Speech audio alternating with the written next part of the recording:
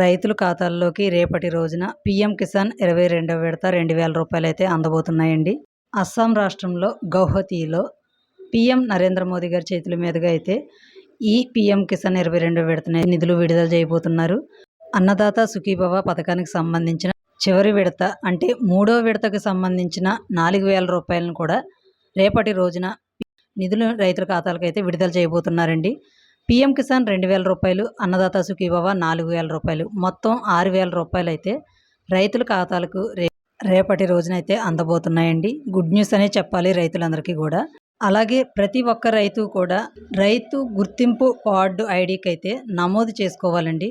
ఈ గుర్తింపు సంఖ్య జనరేట్ అయిందా లేదా అనేది ఎలా చెక్ చేసుకోవాలో చూద్దామండి.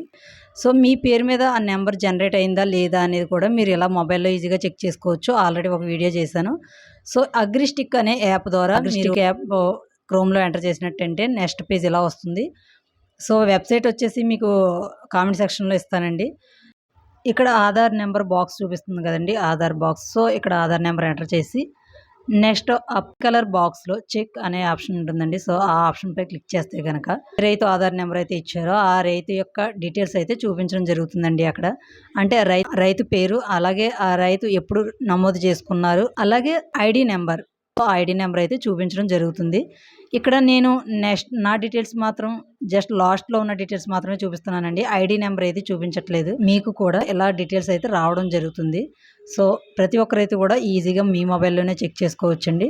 సో ఆల్రెడీ నేను దీనిపై కూడా ఒక వీడియో చేశాను, అది ఇంకా క్లారిటీగా అయితే చెప్పాను. సో ఈ వీడియో కొంచెం లెంత్ ఎక్కువ అవుతుంది అనేసి ఇలా అయితే చెప్తున్నాను. సో తక్కువ టైంలోనే వివరంగా చెప్పానని అనుకుంటున్నాను. ఇన్ఫర్మేషన్ నచ్చితే వీడియోకి లైక్ చేయండి, సబ్స్క్రైబ్ చేసుకోండి. Thank you.